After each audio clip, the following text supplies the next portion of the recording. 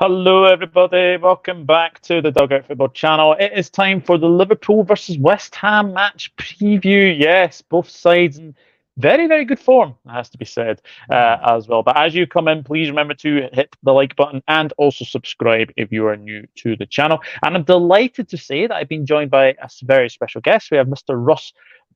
Russ from the West Ham Network. How are you, mate? Very well, thanks. Very well, Doug. Good to be on, and thanks for having me.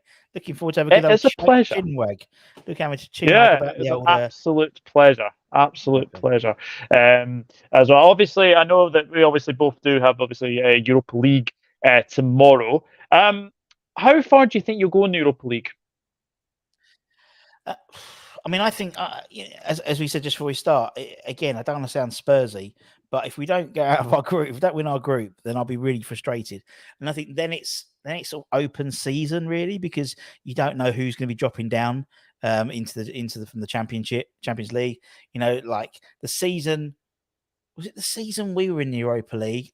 I think Barcelona dropped in or something like that. You know, so you can get some really big sides dropping in, and then it's like then you can see it. I think Moisey, we had the press conference today, and Moisey said the same thing. You know, once you get the groups, that you can't really say who's favourites until we know who's dropping in. There's some big teams there, big teams. Obviously, yourselves. You know, I wouldn't mind a West Ham Liverpool final in Dublin. That'd be awesome, wouldn't it? Oh, it'd be absolutely awesome, wouldn't it? That'd be absolutely awesome. It has to be said that your start to the season has been pretty good. Obviously, I know you did obviously lose to Manchester City the weekend, but everyone seems to be losing to them at this moment in time. But draw with Bournemouth, wins against Chelsea, wins against Luton as well. Yeah. And Brighton, for the first time ever, for the first time in I think it's 13 attempts that you've beaten Brighton. So you must be happy with the start to your season. Yeah, I think we're all very surprised. In all honesty, you know, our league form was very poor last season until maybe the last 2 or 3 months, where we sort of got back to sort of basics and sort of managed to claw our way out. Not much of a problem. And then obviously the Europa Conference League, and over the summer we've had a real sort of strange transfer window. We're very, very quiet. Then obviously we sold the former captain, number 41. Who should not be named, and a few others, Skamaka and whatnot, and we weren't bringing anyone in. Then it went crazy towards the end, and people were really sort of thinking this season's going to be not a good one, particularly for the start of the season in terms of the games. We had, our first home game was at home to Chelsea. Poch is, just taking over Chelsea and that type of thing. Brighton proverbially had said 12 times we hadn't beaten them in the Premier League until this year, and it's a bit like a couple of years ago. We finished 6th and 7th, in successive seasons under Moyes. And, obviously I was fortunate enough to watch those games, live in the lockdown era. And I saw a real side there, and I saw a real team. And looking back at it retrospectively, last year we didn't have a team. We didn't seem to have a team spirit, and little things like, there was this thing that they used to do. They used to do a little walk around the pitch about an hour and a half before kickoff, just before the fans came in. They didn't do it last year until like maybe February time, and little things like that. But it just seems we've got a proper team. We bought some guys, the players we bought in, not as many as we bought in last time, but they all just seem to fit the system. And we've only really played 2 of them, really. We haven't seen Kudus, and we haven't seen Mavropanos play yet. So, yeah, we're doing all right. We're doing all right. Quietly optimistic. Obviously, we've got you guys on Sunday, which is going to be a really good game. Obviously, September's now I think we've got 5 games, including tomorrow for the end of the Carabao Cup, same as you as well. And quite optimistic. Quite optimistic this season. We'll see how we go, but so far so good. Yeah, I was actually just going to come on to the transfers, because for a time over the summer, it felt like nobody was wanting to sort of like join you guys. There was a lot of, obviously there was the sort of the debacle of obviously Harry Maguire as well. But the ins that you brought in, I've got to say, you've actually spent the sort of the he should not be named money very, very well. I mean, you must be very, very pleased with the ins you got. James Ward-Prowse especially is a player who I think is just going to go on leaps and bounds. I think we all remember him at Southampton. He was very, very good at Southampton. I think what we'll see now, his game is going to go up another level when he's at West Ham.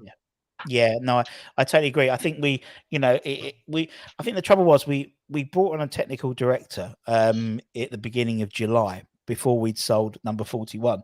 And so, for the best part of a month, we weren't buying anyone because we're thinking actually waiting for the director of football to come in, or sorry, technical director, Tim Steinem from Bayer Leverkusen, or formerly Bayer Leverkusen. And obviously he came with his list.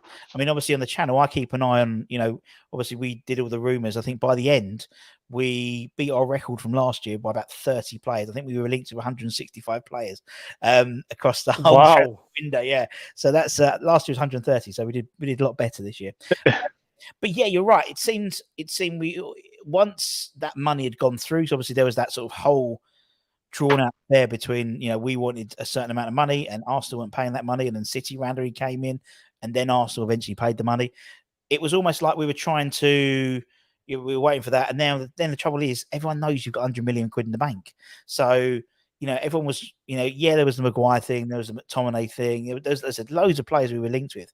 We were linked with João Paulinho right at the beginning. And, nothing sort of really came to pass. But yeah, I think Edson Alvarez from Ajax, great player. He's really impressed me how he's just slotted in, considering he hasn't had a pre-season because he had the Mexican, the Gold Cup, and literally he hadn't had a pre-season. So he's still like, months away or weeks away really from full fitness.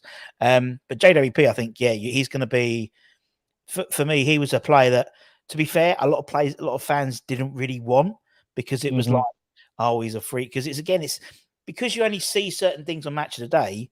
You don't. It's like he should not be named. We knew what a great player he was, but we saw 90 minutes of him, but he's not on the highlight reels. He might score the odd goal, but he's never, he's just breaking up play, playing it simple, doing that type of thing. And same with JWP. I didn't realize how hard he works.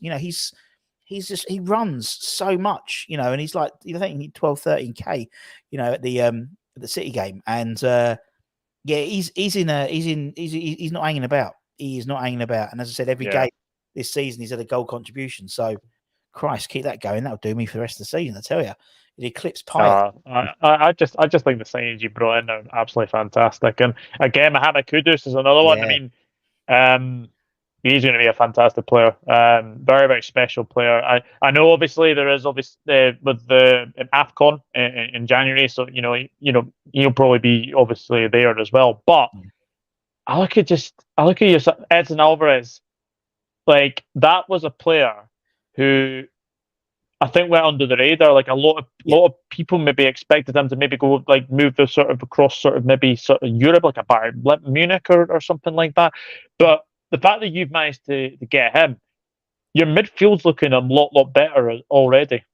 Yeah, it's a team. It's a team now. We've got a team now, I think. And again, hindsight's a great thing. When you look back at the side last year, we knew that he who shouldn't be named was going to be leaving for about 18 months, really. Yeah. And the impact that must have had on the team when he's the poster boy, when he is the captain, when he is the media darling, it must have really pissed off some of those players. I mean, Tommy Souček last year was a shadow of himself. This year, he's probably our most improved player from last season. Maybe the shackles are off, or maybe it's not all about, he's not in the shadows of the number 41. So, I think Kudus is going to be a great player. I mean, the thing is with Tim Steinem, obviously he's called the his nickname is the oyster diver. So he finds these pearls of, he just picks them up. But it's his new thing. You've got the Fabrizio Romano, here we go. Well, Tim Steinem's got his own thing where basically it's a picture of him on the private jet with the player, and he just always gets released now. So it's not that Fabrizio might say it, and then you wait for the Tim Steinem video picture to be released of him in the background with Kudus or someone like that. But no, it's great. And what's really good is we've got Johnny Heitinger on the coaching staff now, who was Ajax champion manager. So he knows how the best to get out of them. So I think that was a really shrewd move by Moisey. But it's good, and hopefully we see Mavropanos play tomorrow in the Europa League. and probably Kudus gets 90 minutes as well, I think, tomorrow as well. Yeah, absolutely. I think so as well. Let us go into the chat. Let's say hello to people. Luis Diaz fan, hello. Hope you are well. I love you, Vince. Thank you very much. I appreciate that. Hello, John Conway. Hope you are well. Liz, hello. Liz and John saying hello to each other. Hello, Spencer as well. And yeah, everyone is speaking. Everyone is speaking to each other as well. As far as the outgoings are concerned, Ross.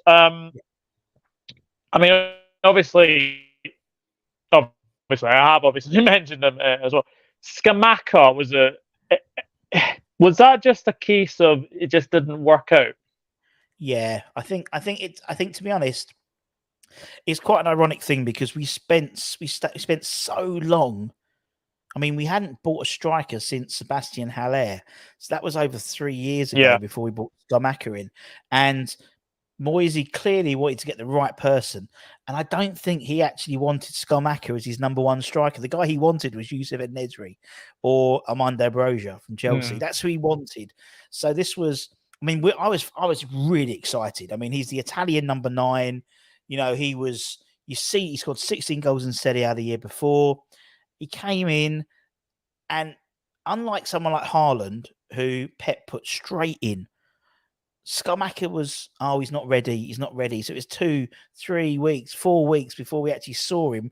And I think he scored 8 goals or 9 goals last season, most in the Europa Conference League. And then he got ill, then he got COVID, and then it was like, it just prolonged. And, you know, he's 23, he's living in a country on his own. He does speak quite good English, but it was frustrating. I think maybe the way, and again, it was just the same history repeating itself with Sebastian Haller, in that we bought a player who didn't fit in the system. You know, Moisey's best strikers aren't strikers; they're converted wingers. Antonio, Marco, and Arnautovic, both were the perfect foil for David Moyes' system. So someone like Scamacca he could play as a 9, he could drop off and play as a 10, and it just wasn't clicking. And I noticed that he's actually just got injured now for Atalanta, so maybe he is a bit injury prone. But typical. Yeah. So yeah, it was wrong. I think it was the wrong signing. I think if we'd had a different manager, we'd have seen a different Scamacca, that's for sure. Yeah, absolutely. West Ham Faithful is saying they love the shirt. Lovely. Thank you, West Ham. Yeah, it's very, very nice. It's very nice. And good evening, Alan, as well. I've got to talk about Europa Conference League because, I mean,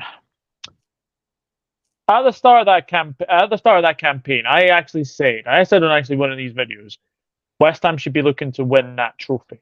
Yeah, and I said it consistently. As soon as you went through like the group stage, and then obviously went through the latter stages, that Fiorentina final. I mean, you couldn't have won it any other way. I mean, you went ahead, they then equalise, and then in the 90th minute, the one person you want the ball to fall to is Jared Bowen, and he scored.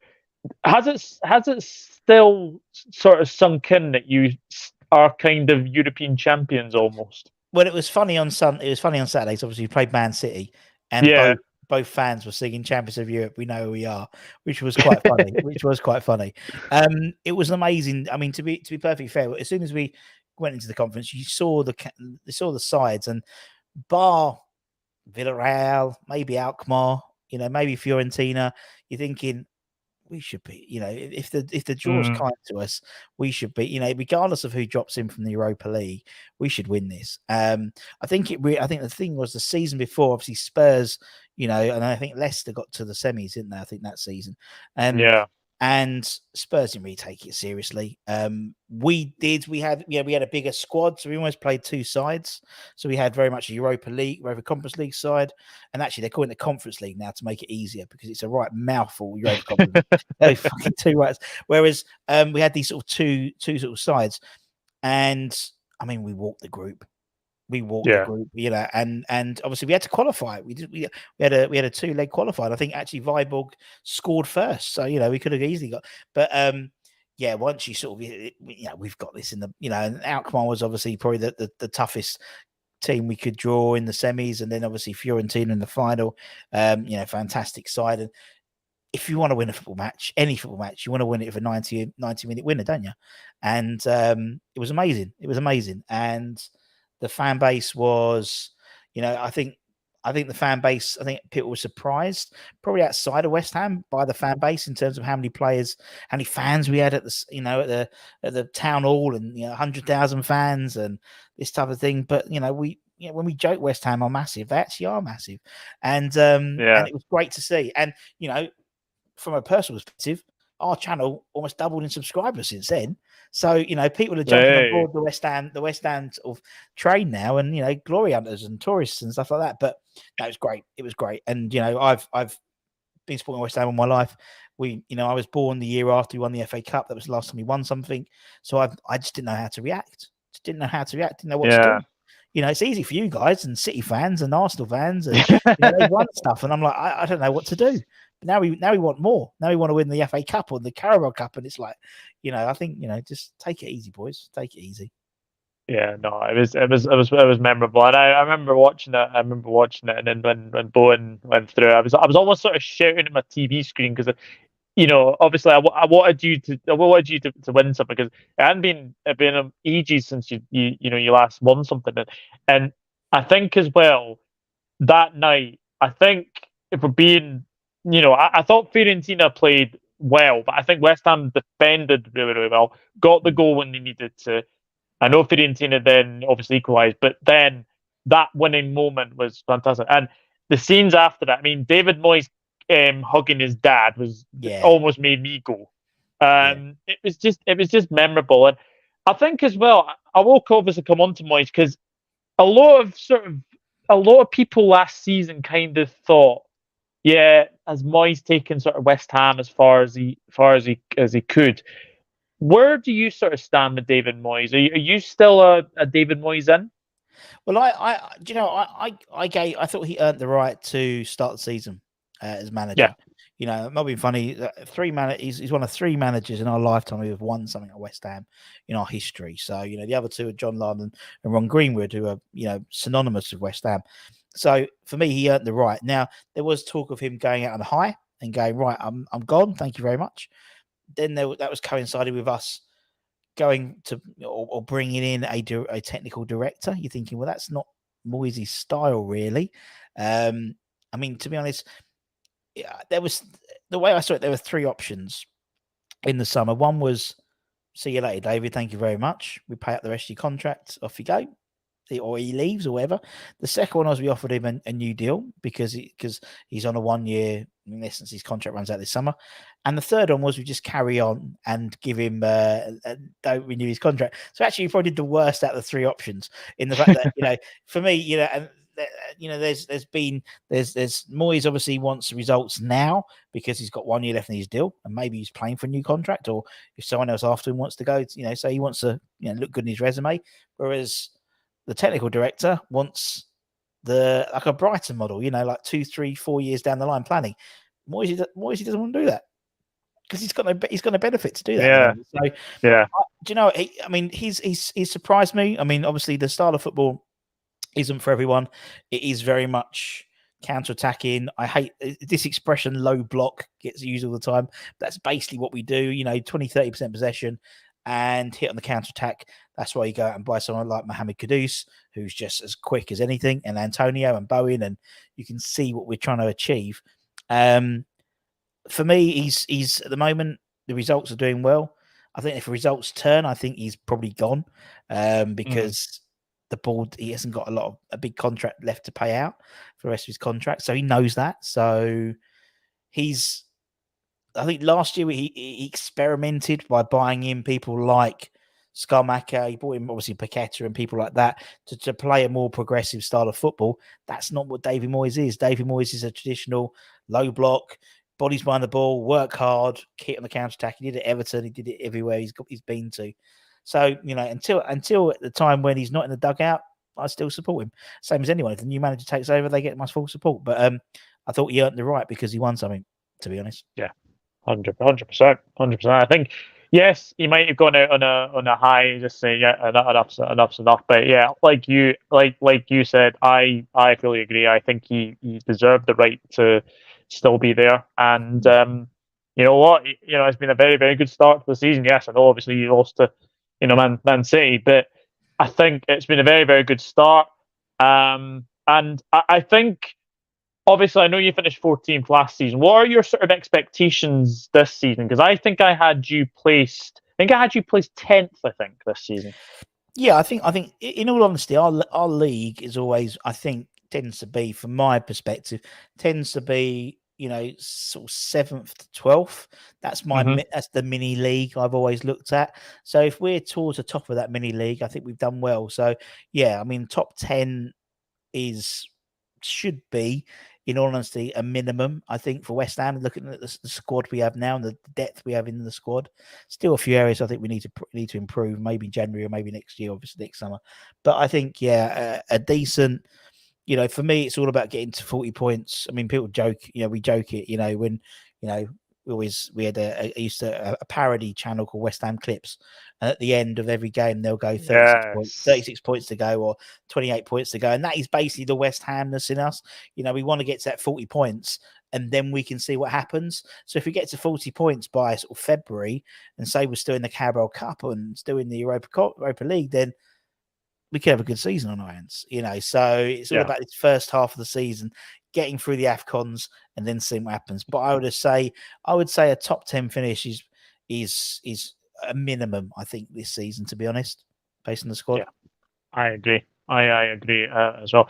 Just one more thing about West Ham. Mikel Antonio looks like he is. I think he's signed. Has he signed a new contract? Apparently so. He signed He signed apparently another 2. Well, I don't really know. They haven't sort of. They sign players new. So apparently Thomas Souček signed a new contract like 2 months ago or something like that on a 4-year deal, but they haven't announced it. And apparently Mikel Antonio signed a new deal like the day after the transfer window closed.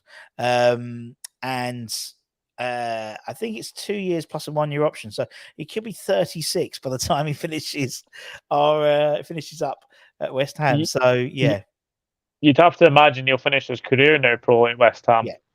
You'd imagine so. Or maybe he'd go to, or maybe, I mean, the fact is, by tying him down to a 3-year deal, that protects the money if he wants to go. If, obviously a lot of Saudi clubs were looking at him and say, it'd be made for someone like the MLS, and so if that happens and they want him, then we might get a couple of million for him. So yeah, it's if not, as you said, he probably will see his end of days at us and go off into the sunset. A multi-millionaire. But no, yeah, it's.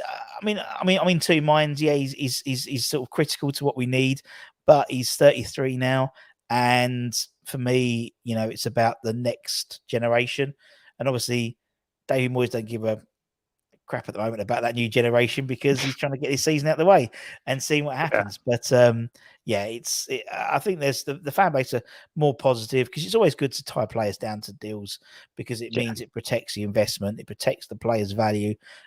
We just need Jarrod Bowen to sign one so you guys don't nick him. Basically. Yeah, absolutely. What have you made of Liverpool this season so far? Again, I think to me, it just seems that it's been an okay start. I mean, obviously your third, and as I said, undefeated. I mean, Walker, you've put almost the perfect start in it. I mean, City's had the perfect start, but apart from that first draw, you've had the perfect start, really. I mean, for me, I think there's always been, there was always, you had in terms of the summer, then you had obviously Willie won't he in terms of the Salah thing. But I mean, you've beaten Newcastle, you drew with Chelsea, which is always going to be away, which is always like a tricky game, Poch's first game in charge, that type of thing. Bournemouth, the hipster's choice, you got rid of them, you got rid of Villa, I think a strong side. You've done, Wolves is obviously going to beat Wolves, but beating the likes of Villa, sort of the young pretenders, I think you've done well. It's probably, No, I was going to say we're not the first test because I think you've had Villa and you've had Chelsea. You've had a tough run of games. Let's be honest. Beginning of the season, you look at it on paper, you're thinking Chelsea, Newcastle, Villa. You know how well they've improved, and then eventually us after a nice trip to Austria tomorrow. So yeah. Absolutely. I think we've got obviously we've got you guys obviously on Sunday. We've got Leicester in the Carabao Cup. Yeah. Then we go to Tottenham. Yeah. Then we have, I think, if my memory serves correctly, it's Union St. Gilloise. I think that's how you say it. Sorry if I butchered that at home, and then Brighton away. So these games don't get any easier. Nah. Well, no, there's no easy games in the Premier League now, and then there's another bloody international break, isn't there? Yeah, I know, but but then again, Scotland are doing well, so it's one of those things. Good evening, Mr. Owen Thomas. Hello, mate. Evening, all. What is the West Ham opinion on Edson Alvarez? Brilliant. Honestly, this boy's gonna be mustard. I genuinely think in the summer we're gonna have trouble keeping hold of him. Genuinely, I think he's taken, and it's quite ironic because, as you said at the beginning, we were linked to the likes of Maguire, McTominay, sort of Paulinho, sort of Moisey wanted these Premier League players, and that's why he had such a hard on the JWP, because he wanted him because he's Premier League ready. And Edson Alvarez has basically thrown everything out the window for what he says, because he's coming with no pre-season and he looks like he's played Premier League all his career. He just slotted in to a very tricky role. Obviously that CDM role is very tricky, particularly the pace of the Premier League, but he just looks mustard. He did go off the Man City game. I think that turned the game really in City's favour when he went off. But that due to cramp, because he'd been on planes and flying here, there and everywhere during the national break, and his plane was delayed and he didn't get in till Thursday, like 3:00. And so I think he should. And obviously he's not playing tomorrow because he's suspended from the yellow card from the Ajax. Oh yeah, so did he get sent off? I think he got I think so. A yellow card, 2 yellow cards, or whatever, in the final groups. Right, yeah. So so he's got a rest. So hopefully he should be all right for the Liverpool game. But I think he's brilliant. And I think he's going to be one of those players. When you look at the likes of look at. Obviously he shouldn't be number 41. You got João Paulinho. You've got some really good defensive midfielders now, and Moses Caicedo and people like that. He'll be one that people want. He's more of a ball player than I think he was. I always saw him as this blocker, but he can play. He's really good on the ball as well. Really good.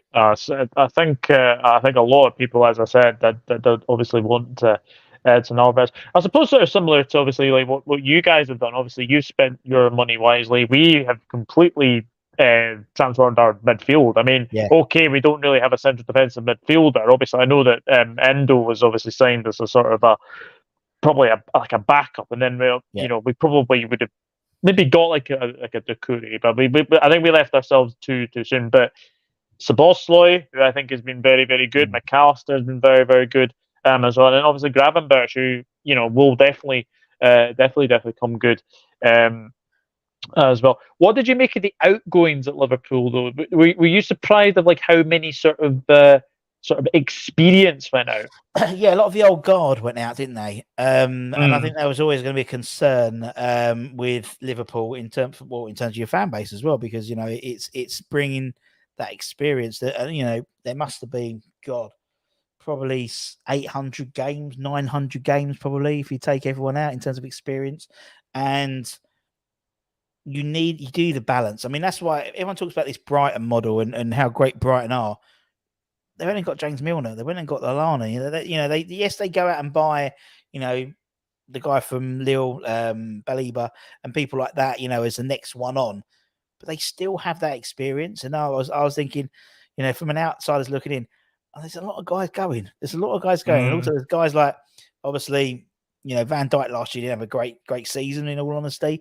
And you're thinking, they're coming to the end a bit. And you're thinking Salah, he's, all the Saudi stuff. And you're thinking if Firmino's gone as well, you're thinking a lot of players are going. And yes, they've got youngsters coming through, but you need that experience. So it might be some of the trying when that experience shows when you're playing tight games or you're playing really high pressure games, and you get, that's why you get a Jordan Henderson to come on just to slow it all down and just a calm head, and that's why I think Arsenal always struggle as well, because I don't think they've got any calm heads. They're full of sort of youngish players. They haven't got sort of a stalwart to just slow it down, guys. We can get through this. And I think at the moment it's making no difference at all. But I think in the tighter games, I think it would do. I generally think it would do. Because I mean, you look at Chelsea and the likes of, they still have Thiago Silva playing. They still have, people like that, despite the fact they bought these, Desai and all these other players. And you do need that. And Alvarez, for example, 25, JWP is 28, 29. You still need that experience, I think, in any side to succeed. So you'll notice it when it's needed, unfortunately. Yeah, absolutely. And I think like you say, like Chelsea are an interesting one, because I know that they've like spent like $1 billion on like players as well, but there's still gaping holes in that Chelsea side. Like I looked at their bench against Bournemouth, and I promise you, I would have probably swapped Bournemouth's bench for Chelsea's. I would have picked their bench over Chelsea's. I mean, you've obviously seen sort of Chelsea this season. Obviously, Caicedo had an absolute nightmare debut, which I think every person noticed. But they're going to have to give Poch time, right? Yeah, they'll have to give Poch time. Last year, I was so impressed. I mean, my friend's a Chelsea fan, and I was so impressed by Chelsea at West Ham last year. I thought they had Noni, the British winger, Noni, whatever his name is, on the right hand. He was brilliant, and I just thought if they kept these guys could be dangerous. That's what I thought last year. They could be dangerous if they all clicked. And then I thought Chelsea this year, I thought Sterling was probably the best game I've ever seen Sterling play against West Ham. I thought he was awesome. And you're thinking, these guys, if they clicked again, I mean, they have bought well. I mean, I like Alexis Disasi, the centre back. I think he's a unit. I think he'd be really good. I don't agree with them getting rid of what's name and bringing in a Sanchez. I just thought, that was an interesting one. I never understood why they got rid of Kepa. I never understood that. And yeah, obviously they brought in Robert Sanchez, who I've got to be honest, doesn't really strike me as a number one goalkeeper. I know he was at Brighton, but sooner or later he obviously became third choice goalkeeper. And then they brought someone in from, I think it's New York City. Name doesn't give me any confidence to say whatever, because I think it's a Serbian anyway. But the more I look at Chelsea is, yes, they brought some very, very good players in.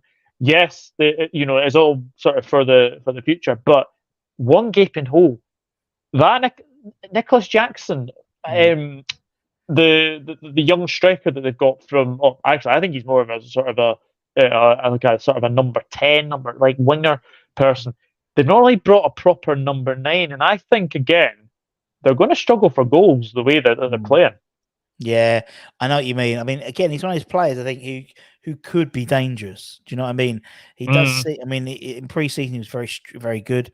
I think the trouble is we haven't seen Christian Nkoku, who's I think is a fantastic player. Yeah, and I think he will probably make them tick a lot better when he's playing.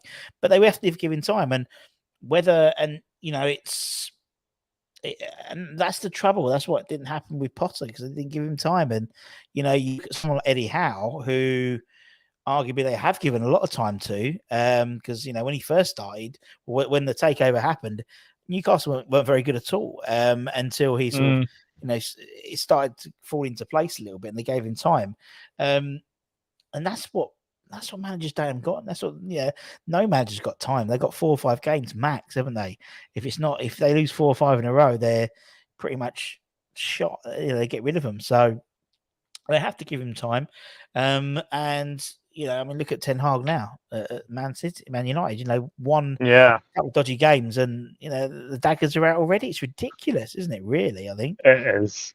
I mean, we all sort of remember sort of like what Potter did at Brighton, and then obviously it didn't work from it to Chelsea. But yeah, you're right. Like Ten Hag had a good first season at Manchester United, and now look what happens is that they lose a couple of games, and already they're like the fans I think are calling for his head. It's just football's fickle at times, and I think it's definitely safe to say that. But what I will go on to is obviously the games from last season, because the game at Anfield was a very narrow win for Liverpool that day. I think it was a Darwin Núñez header. I think, if my memory serves me correctly, Bowen missed a penalty. Yes, we had a spate of missing penalties. We missed one against Forest early on in the season as well. The former captain missed a penalty, and Forest ended up beating us at the City Ground. It was their first game at the City Ground in the Premier League, and ours was the first. So yeah, it was. I mean, obviously you did double on us, but yeah, I mean it's probably around the same time, weren't it? I think we probably played you like mid-October, I think, last year as well. So yeah, I mean it's a different side. That's the side you're going to be coming up against. I'm just looking at the side now. That was the last team. There's probably 1, 2, 3 players who start in that side will probably start on Sunday. So from that October game, so completely different team. And yeah, I think it's a different beast. Ideally, I never assumed we was going to get something at the Man City game, although we did go 1 up at half time. But obviously for the good start we've had, if we don't get anything from Saturday, then it completely dilutes at the beginning of our season and how well we played this season at the beginning. So for me, I see us getting a point, and it's that's 1 point more than we got a few last year. So that's an improvement. Yeah, absolutely. Owen's in for another question here. He says, had Jared Bowen recovered his pre-injury pace? Yeah, well, do you know what? Last year, the whole side, didn't play well, particularly for the first 2/3 of the season. I think Bowen, I've said this loads, he played himself off the plane to Qatar last year because he was just so poor at the beginning of the season. Don't know what it was. We had this spate of players having kids. Very poignant, Doug, but they were having kids and then they were really crap for like 3 or 4 weeks after that. Obviously not getting any sleep, that type of thing, disturbed sleep, that type of thing. You've got always to look forward to. But Bowen actually had twins during this. I mean, Danny was she dropped the twins sort of during the off season, which was good. Yeah, so they could get all that out of his system. He's come back a much better player. In parallels to probably where he left off over a season ago in terms of being direct, being pacey, and to be honest, he should. I definitely think him and JWP should have been in the England squad. I'm glad they're not, because it's obviously gave him a rest. But he's he'll show Klopp why you should buy him. I guarantee it. He'll have a bit between his teeth on Sunday. That's for sure. He won't play tomorrow, I don't imagine. Yeah, no, he is absolutely fantastic.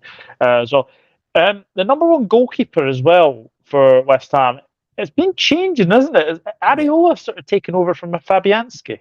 Yeah, so this year Areola's had the sort of the Premier League number 1 jersey. It's something which I think people thought was going to happen last year.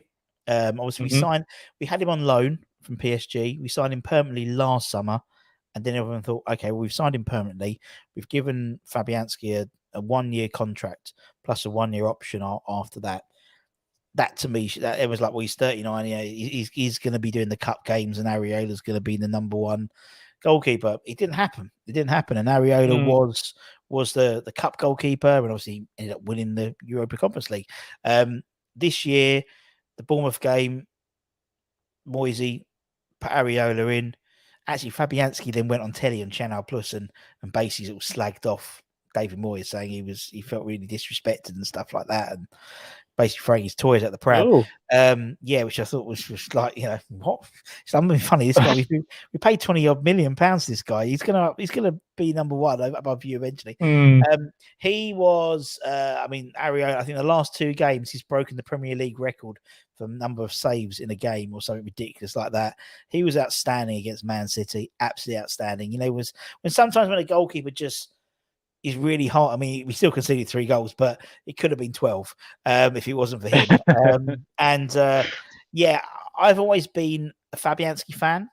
I've always think Ariola's a little bit eccentric, and Fabianski's quite steady Eddie, and I don't mind, and I want that in a goalkeeper. But actually, he's taken the number 1 jersey and flown with it. So yeah, and I mean, Moisey at the press conference today said that Fabianski will be in goal tomorrow for the Europa League, and that's how it will change unless there's injuries. That's what will be for the rest of this season, and then Fabianski will go off into the sunset at the end of the summer. Good to see that. Yeah, I like that. I like the fact that literally sticking with the goalkeeper that they brought in. I think Ariola's a decent goalkeeper anyway. I think he's been excellent. And yeah, that Man City game, he was very, very good. Yeah. Very, very good. Hello, Harsha. Hope you are well. Owen says, thanks for the great answer to the Bowen question. I had a kid back in May, and 4 months later, I'm not quite Premier League ready yet. Always happens. It always happens with players, and you go, why have they just turned up? Why are they just shit today? And you find out because they've had a kid, their families, and it's so true. We had he should not be named. He had a kid over last year. We had Fornals had a kid. Lanzini had a kid as well, but all 3 were absolute garbage for about 2 weeks. Absolutely garbage. Yeah, absolutely. And then Owen says, I saw Areola a lot when he played in Paris. He's underrated and a great shot stopper. Yeah, especially with the keepers that obviously Paris Saint-Germain have got now. Obviously, Donnarumma. As well. I think he got out of Paris Saint-Germain at the right time. Yeah. Because I think it was obviously Keylor Navas and then obviously Donnarumma. So I think he did very, very well to get out of that as well. But yeah, we'll go on to sort of team selections. What do you think the team's going to be on Sunday, Ross? Well, bar any injuries, I think we'll be playing Areola in goal, back 4 probably of Emerson, who's I think he's been brilliant this season, amazing. Naya Faged, Zuma, and then probably Soufal on the right back rather, who I don't really think should be right back because I think Liverpool will tear, whoever plays on the left wing will tear him a new one because he's just he gets done by pace quite a lot, to be honest. But we haven't really got an alternative. We've got Tilo Kira, I suppose he could play there, but Soufal is his go-to, it's his general. And then what he'll do, he'll play this weird midfield 4, which isn't really a 4. So it'll be 4, and it'll be Paqueta, it'll be JWP, it'll be Alvarez, and it'll be Souček. That's what he does. And then he'll play Bowen sort of on the right type thing and Antonio up front. It's a really weird formation. It doesn't really work, in my opinion. But it's what he does at the moment to try and shoehorn Thomas Souček in. He'd rather play Paqueta out on the left than not play Thomas Souček. So that's what he's been doing at the moment. So that's what will happen. Unless he might throw a curveball. He might drop Thomas Souček and bring in Mohammed Kudus and play him sort of on the left side, maybe. I don't know. But that's really what's going to happen. It's not going to be any surprises unless anyone gets a knock tomorrow. But I don't think who's going to play tomorrow. Many will be featuring the first team anyway in the Premier League. So, yeah. Interesting. Yeah, I'm intrigued. I am very, very intrigued to see this interesting formation. To the very least. Hello, Geordie. What a result for you guys last night. I know it was obviously 0-0 against AC Milan, but going to Milan and getting a draw is no easy feat. So, fantastic result. And big up, says Geordie as well. Happy Hammerette. Hello. Hope you're well. Evening, chaps. Antonio. Yeah, I wasn't going to mention that. Antonio thinks West Ham could finish above Liverpool this season. I think there's probably one bit of sort of information. I think to Mikel Antonio, yes, you can say what you like, but don't say it before you're about to play us No, on Sunday. exactly. Because we know what happens. We know what happens. But anyway, happy Hammer. I hope you are well, and thank you very much for tuning in. Rusty B as well. Oh, hello, hello as well. Yeah, Liverpool. I've Allison. Allison's in goal.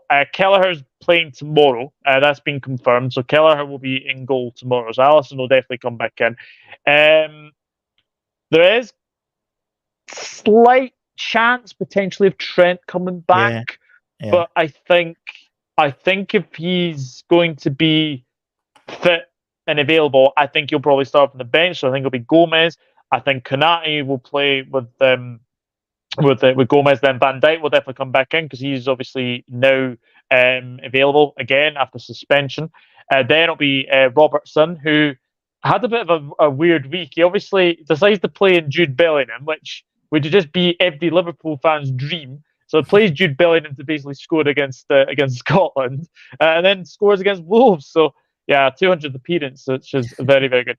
Now this is where it gets interesting because will he go with McAllister at the number 6? Now it's not his actual position. I'll be honest. But the problem is, I don't see him starting Gravenberch. I think Gravenberch still needs a bit of time to sort of bed in a little bit.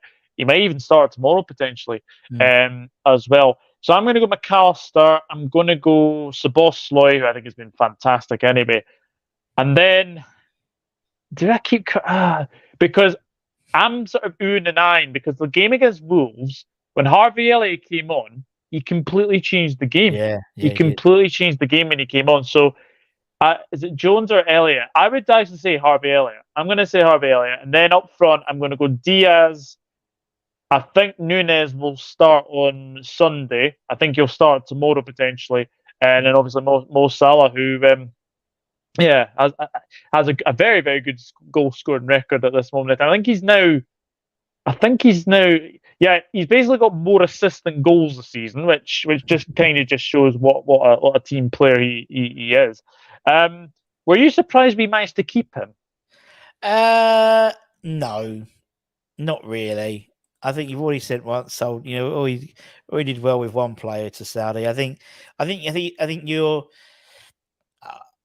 I mean, he comes with the biggest. I mean, to be honest, he's the biggest after Ronaldo. Obviously, he's the biggest signing that any Saudi side could make. Being a Muslim-based player, they do have a inflated value. You look at Riyad Mahrez, and they were looking at Aguerd and stuff like that as well. For that amount of money, I think I think it's not like his usefulness has stopped at Liverpool. So for me, I think he's still one of the best players in the league, and I think you might have a tricky one next summer, but I think you've got a season to plan it. Do you know what I mean? So with any. So it might be Jarrod Bowen, it might be someone else you go after, in terms of, a younger model, so to speak, in terms of a replacement.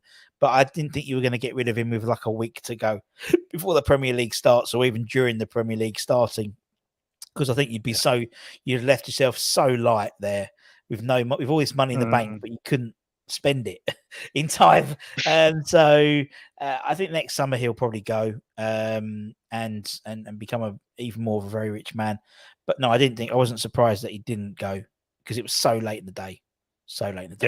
Yeah. I think if they had maybe, obviously Etihad, if they had came in, I think maybe sort of start of August, and then maybe potentially something. Maybe if they came in the start of the July, then I think he would have been gone. I think that would have been the case. I think he would have been gone then. I think the fact that they came in, it was all like deadline day. They made their move. Like we're not going to be selling on deadline day. I think a lot of it was sort of flashing the cash, saying, "Oh yeah, we're going to put," and it was a lot of good headlines, and it was a lot of hearsay, and it was a lot of good. Oh, isn't the Saudi league full of money? Aren't we great? We can offer him £500,000 a week, whatever it was. It was like, we've just got Neymar, we've got Ronaldo, we can get Salah if we want him, and it was almost like just flashing their muscles a little bit. That's what it seemed like, more of a just more of a PR stunt than actually seriously. Yeah. As you said, they could have walked in at the beginning of the transfer window and just slapped in the money straight away. It's not like they couldn't afford it. And you weren't under any illusions that Aguerd was staying as well. Again, it was too late in the day. Yes, we have signed Mavropanos from Stuttgart, but he is a right-sided centre back, and again, is a left-sided centre back, and we know when he's injured or when Zuma's injured and again has to play on the right-hand side rather than left-hand side, you have to play to your dominant foot. And it was too late in the day, and I didn't think he was going to go because he's sort of in that sort of purple patch of his career. So, he would be going just for the money. It's not like it's, same as, Jordan was, it was the end tail of his career. It'd been stupid not to go, to be perfectly frank, in terms of that generational wealth. Same as Salah. Salah will be, 32, coming to the end of his usefulness, so to speak, in the Premier League. He could go and spend 2-3 years in the Saudi Pro League, make more money than he's ever made in his life. Off he goes. Same as Antonio. I thought Antonio could have gone to the Saudi League because, again, similarly coming to the end of his career, so to speak. But no, I didn't think again, it was just, you could see why the stars aligned again. Again, as a Muslim-based player, I always thought Zuma might have been someone who they might have been interested in as well, because Moisey did not make a decision on who the captain was until after the transfer window closed. That's what he said, which to me means that someone was looking at him, or he could have gone somewhere. I was like, Zuma's going to be the captain, and then next week he gets sold. So no, I wasn't that surprised, to be honest. But are you happy with Zuma as captain? Yeah. To be honest, he was someone who I didn't really think about being captain. I thought Aguerd, I thought potentially Bowen. I thought it would take the piss a little bit if JWP came in and was made captain straight away, because what are the other 10 people on the pitch going to say? They just brought this guy up. Well, I've been here for 5 years. I know all the ins and outs and stuff, but no, I think Zuma's been, he's taken it on board. He really seems to really enjoy it. The only concern is he's going to get injured for at least 10 games this season. So for me, it's not who's the captain, but who's going to be the vice captain, because if that's JWP, then I think that's fair enough. So yeah, I'm happy because I think, I always like a central defender or a CDM to be the captain, because they can see the game. I was never a fan of Harry Kane being the England captain, because how can he see what's happening behind him? He's looking ahead of him. So I'm pretty happy. It's quite similar, because I'm not a fan of goalkeepers being captains. I've never been a fan of goalkeepers being captains. I don't think they've got like a louder voice. Yes, I know obviously Buffon and I think Italy. I think he was a captain. I think famously Dean Zoff was as well. But goalkeepers as captain, not for me. Happy Emirates, did I want to get James Ward-Prowse? I think that would have potentially happened had we not got Szoboszlai or McAllister, and I think that would have been more of a sort of a move towards the end of the window. Did I want him? He's a fantastic player. Don't get me wrong, fantastic player. I'm a big fan of his. But I think he suits West Ham down to the ground. I really, really do. I really, really do. He has really stepped up since wearing the armband. I agree. Good goal against Luton as well. Hello, Budgie. Good evening, everyone. Russie B as well. So I can't let you go without having a score prediction. What are you going to go for? Desmond 2-2. Oh, yeah, interesting. 2-2. 2-2. Yeah, we've had some classic scores between us, haven't we? I mean, you beat us 3-2 at the London Stadium. We beat you 3-2 at Anfield. Yeah. Ooh. I think it's going to be a really, really good game. As I said, I said if we don't get a draw, then as I said, or at least a draw. I think our good start will be diluted, because then although we've still got Sheffield United to play and stuff like that before sort of the end of September. Losing City against City, if we lost to you guys, that's two losses on the bounce in the Premier League. It's not, we need to be keeping that sort of not point, so at least a point a game type thing, just to keep that sort of that board ticking over for us. Yeah. I've got to be honest, I am absolutely petrified of James Ward-Prowse. Literally, if we give him a free kick situation, I think he scores from it. So there's that as well. You've obviously got Zuma, and Antonio loves a goal against Liverpool. He really, really does. I am going to go for 3-2 Liverpool. I'm going to go 3-2 Liverpool. I think it's going to be an absolute goal fest. I think it's an absolute travesty. I know that obviously Arsenal Tottenham, I know that is like one of the biggest games in the Premier League, but it's an absolute travesty. Like TNT Sports haven't got Liverpool West Ham or something like that. So I think this would have been a very, very good game to show. But yeah, I'm going to go 3-2.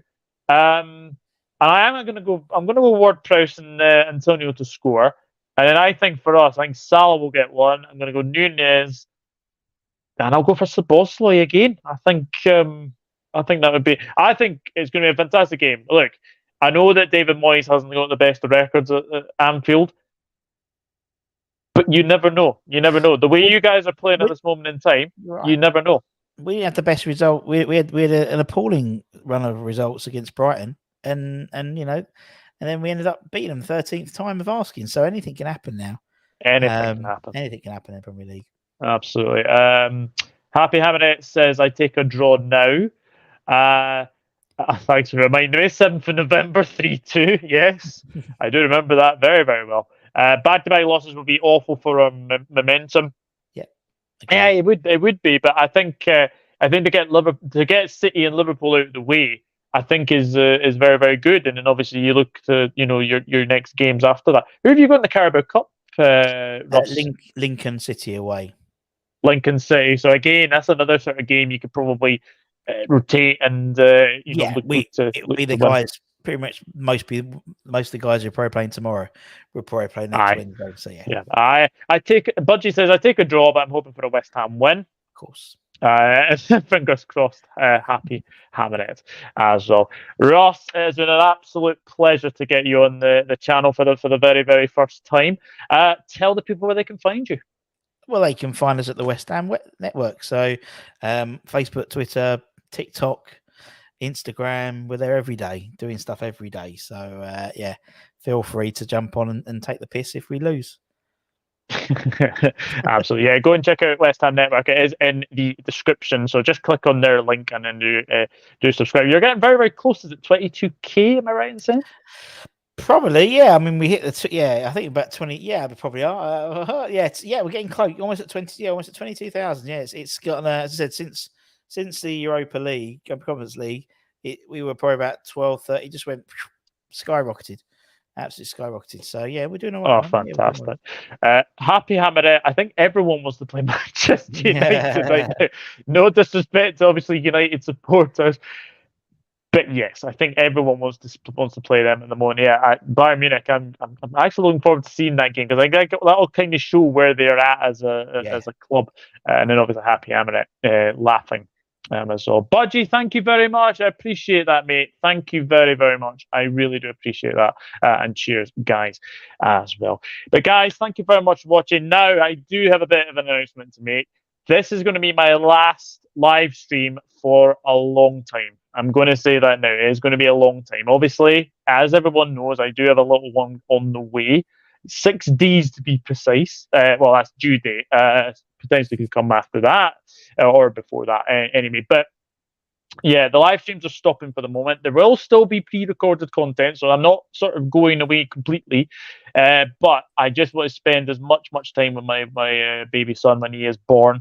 And I just think that going away from the live streams will be the way to go. So I'm very, very excited. I know obviously Russ is a father, and I know that we're obviously speaking off air as well. You were saying like don't take anyone's advice. Is that right? Yeah. Don't take anyone's advice. If you think it's right, just do it. We've it's one of those things where when it comes to children, there's no it is a wrong answer, but you'll find your own path. You'll find your own path. Not everything works for every kid, and so yeah. If you listen to people, you'll have conflict. You'll go crazy. So just stay in your own bubble. Yeah, absolutely. But yeah, I'm not going to be going anywhere. The live streams are stopping for the time being. I'll just go through these last few comments and then we'll finish. We're looking forward to Kane scoring tonight 2 for once. I think everyone is. All blessed. Congratulations. Thank you very much. And Budgie Sounds, thank you. Thank you very much. I do appreciate it.